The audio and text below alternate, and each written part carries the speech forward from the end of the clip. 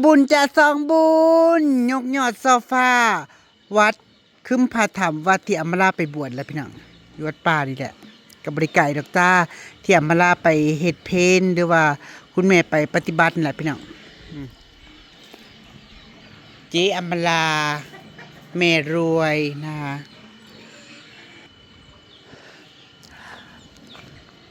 มืองานแม่กับสบายดีเด้อจ้าสวัสดีทุกท่านเฮาสิได้รับงานเมื่อใดงานมันมีตั้งแต่วันที่24 ฮอด 26เนาะเฮาน่ะ26มันบอกเฮ็ดกับข้าวขึ้นโต๊ะครอบครัวอัมราเนาะเป็นประธานใหญ่พี่น้องสิได้เฮ็ดกับข้าวขึ้นโต๊ะให้บินพระให้อันหลวงพ่อกับแม่ชีเพิ่นบินพระบาทบินบาทปฏิบัติธรรมเนาะแม่แล้วก็วันที่26น่ะยกยอดโซฟาพี่น้องยกยอดโซฟานะจ๊ะจะทำกับข้าวขึ้นโต๊ะก่อนหนึ่งขอบคุณครูอ้อยนะจ๊ะครูอ้อยแล้วก็พี่โบมแล้วก็น้องเอเด้อจ้าเด้อที่ให้กำลังใจมานางก็จะเอาไปไว้เฮ็ดที่เป็นประโยชน์ที่สุดนะจ๊ะเนาะจะบอกสุยหลายหรือฟุ่มเฟือยนะคะเงินเดือไอ้น้องที่ให้มาก็จะไปทำประโยชน์นะคะต่อยอดนี่แหละที่จะติดตัวเราตลอดไปก็คือนี่แหละค่ะทำไปค่ะเอาของเจ้านี่แม่รวยเจ้าได้ทั้งแม่ทั้งลูกเป็นกุศลเบิดตุกุศลจ้าทำคูนูนชงเด้อปีใหม่โชคขนานครูอ้อยเนาะครูอ้อยทางอันเชียงใหม่เพิ่นเห็นเบามีเว้าว่าเสร็จกับเขาขึ้นโต๊ะวันที่26แหละครูอ้อยเพิ่นก็ฝากเงินมาแล้วก็ต่อยอดช่อฟ้าแล้วก็รวมเฮ็ดกับเขานำกับสิได้ซื้ออาหารการกินเลยพี่น้องแนวเพิ่นแนวบิณฑบาตยามเช้าแม่เนาะ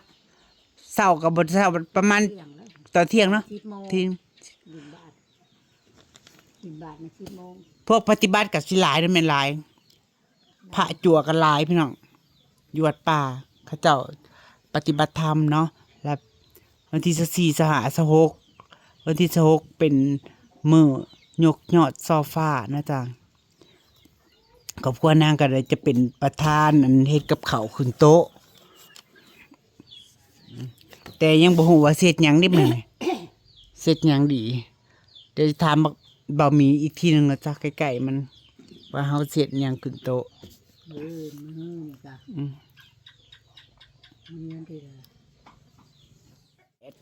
19 20 21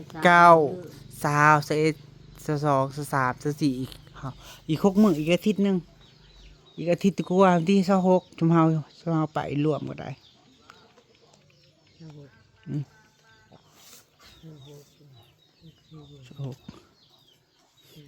เปลี่ยนเวรกันพี่น้องแต่ละมื้อก็มีประธานเนาะประธานเฮ็ดกับข้าวนะพี่น้องก็บ่ได้ว่าแต่ทางนี้ทางเดียวก็รวมๆกันเฮ็ดไปรวมๆกันนะแม่เนาะมันไปของมันชื่อไปชื่อมันเงินเขาก็คงมันหลายมันเป็นเจ้าผู้เดียวแม่นก็หลายๆก็หลายๆเนี่ยพี่น้องหลายเจ้าหลายคนหลายๆครอบครัวนะไปโฮมกันแต่ที่นักๆที่ประธานต้นๆก็คือครอบครัวอำมาลาพี่น้อง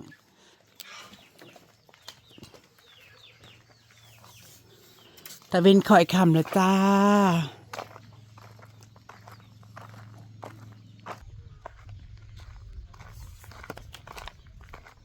ตื่นมาคำมาก็จะเช็คอย่างแล้วเลาะเละๆเอาเก็บไว้ให้เฮาหน่อยก็เถอะน้ำมันสิเหี้ยลืมหมอกไว้ไปบ้านครูแฝดก็เพียงเลยแต่เป็นค่อยคำก็เริ่มแต่ละครอบครัวก็เริ่มเกือบเป็ดเกือบไก่ผูกงัวผูกเนี่ยละจ้าบุเนี่ยนางยางผ่านมาลูกก็ตามงอยสับเงินสับทอง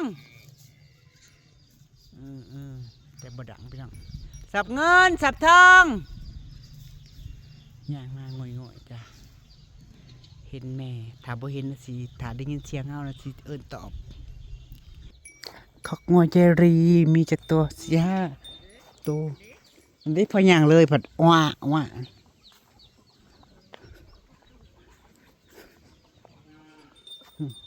แม่อยู่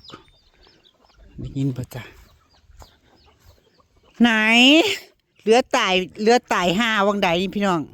เป็ดเพิ่นเหลือตาย5วังใดนี่ยังดียังเหลืออยู่เนาะเหลือแม่โป้กำลังใหญ่เป็ดกำลังใหญ่บ่เห็นเป็ดเก่าเด้อพี่น้องเหลือซ้ำนี่แหละพี่น้องกับไก่เพิ่นก็ประมาณซ้ำนี้น้องทำไปยังตะกี้มันตายเกือบเบิดเนาะตายจนเกลี้ยงพี่น้องเอ้ยแถวนี้กูจูดกีจีดอยู่พอได้เห็ดแนวเหลือซ้ำนี่ อันรุ่นน้อยๆนี่ก็อัน15โตนี่เหลือ10โตนี่โอ้หนูอะ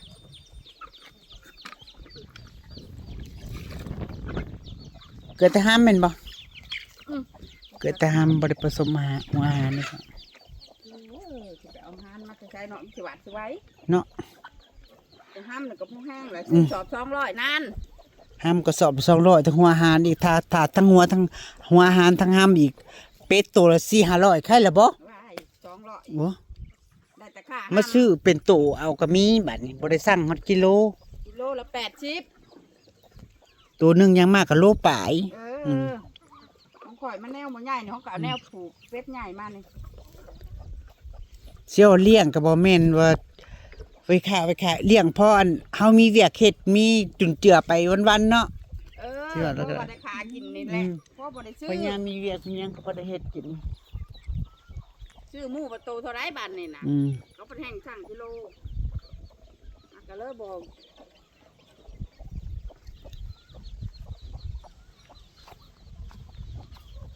ไปคิดเบ็ดหาป่ามากินแรงบริจักโต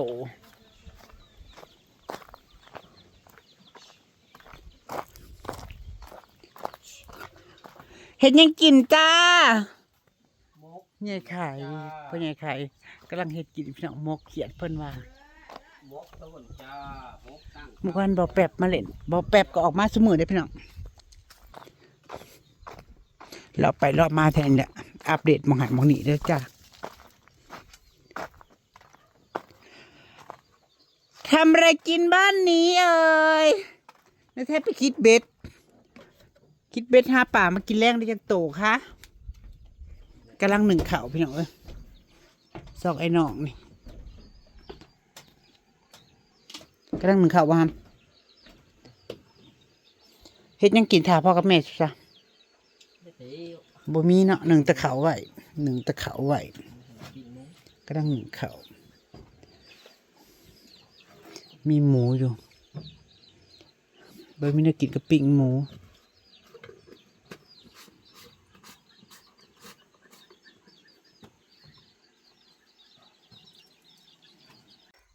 อย่าว่าไร้สาระเลยพี่น้องเอ้ยอัปเดตช่วงเย็นแต่ละครอบครัวทำอะไรกันเอ่ยเฮ็ดหยังได้อะไรกินมาบ้านไปยังเลื่อนจ้ะออกแต่บ้านตัวเองบ้านยายลี่บ้านครูแฝดบ้านไปยังเลื่อนกสิ90 องศาแล้วกสิกลับแต่บ้านนี้จะเดินบ้านไปยังเดินกวางพี่น้องกวางแต่ไม่ได้สั่นแต่ว่ากวาง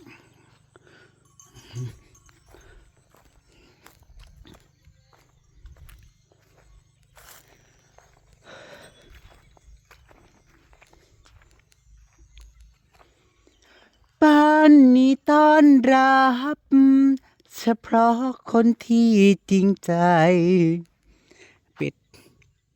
ดเพิ่นก็สิเดือประมาณ3 เดือนพี่น้องไก่เพิ่นน่ะตายเกือบเบิดไก่นี่ยังเหลือบ่หลายบ่ไก่เพิ่นน่ะตายเด้พี่น้องตายเป็นหมู่วังใดๆเหลือแต่เป็ดทางนี้ก็กำลังนึ่งข้าวแรงจ้าได้ยังแค่ยังกินจะมา สิแกงผักบงเดี๋ยวสวัสดีจ้ะค่ะสิแกงผักบงพุ่นว่าสิแกงผักบงกินอาหารเย็น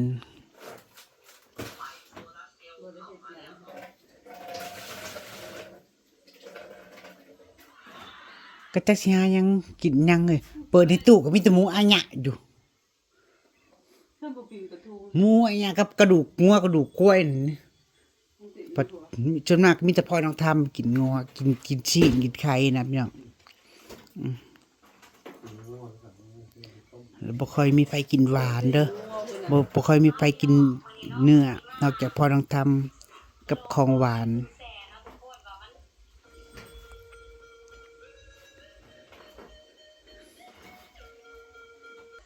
เงินบ่เอื้อกอีกยังโดดอีกยังลายมือบ่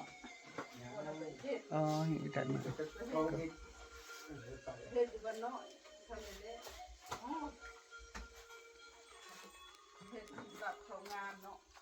รับสองงานไปมองหันไปมองนี่แต่ว่าเป็ดเพิ่นเลื่อนยังละลายเนาะแต่ว่าไก่เพิ่นวางใดหาตายจนเบิดพี่น้องเอ้ยตายจนเบิดสิว่าแล้วก็ได้เพิ่นก็เลยเหลือแต่กะแต่เป็ดนั่นแหละไก่เพิ่นก็เหลือซ้ำนั่นแหละพี่น้องนะที่อยู่กับลูกนั่นแหละซ้ำนั่นแหละกับเป็ด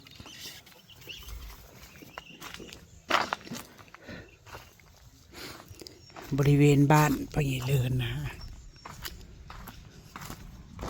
ต่อมาก็แยกของเยรวยตรงนี้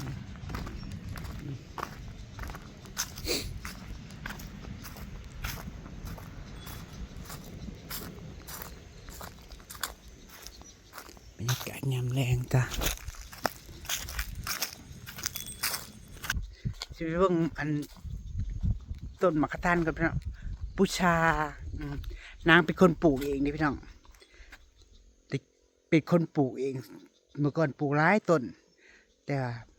ได้กินหมากแค่2 ต้นเสือตายเบิดกระทันใหญ่แต่มาปลูกเพราะว่ากลายพันธุ์เป็นมะกระทันน้อยสมเปรี้ยวกับเปรี้ยวบ่เปรี้ยวหลายกำลังดีกำลังแซ่บนี่ไงเมื่อก่อนนางปลูกแถวนี้พี่น้องนี่นางปลูกแถวนี้จ้ะนี่ยายแหล่มาเก็บกินชูมือนี่ต้นนี้รสชาติมันโอเคพี่น้องแซ่บนี่แซ่บบ่เป็นแมงเด้บ่เป็นแมงบ่เป็นด้วงนี่พี่น้องนี่หมากง่ายงามหมากใสดกจะดกแต่ว่าต้นนี่พัดออกฝาดเปรี้ยวกว่าต้นนี้นะเมื่อก่อนนะเบาหมีเพิ่นเพาะพันธุ์พี่น้องเอาเมล็ดพันธุ์นั่นเม็ดใหญ่ๆแหละพันธุ์หวานแหละมาเพาะพันธุ์เลยเอาเบี้ยมาปลูกเลยนะบ่แม่นต่อเด้อพี่น้องบ่แม่นต่อเด้อต้นเกิดจากเมล็ดมันก็เลยออกหมากเป็นแบบนี้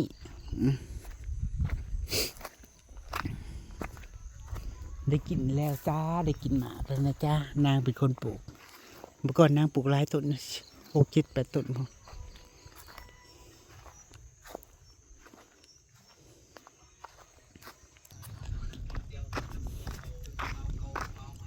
ทำมืดเลยเหลือแต่2 ไอ้น้องพี่น้อง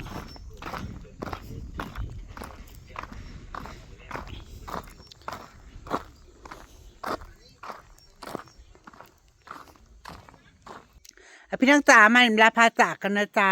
ขอบคุณทุกคอมเมนต์ขอบคุณทุกกำลังใจจ้าสวัสดีเจ้า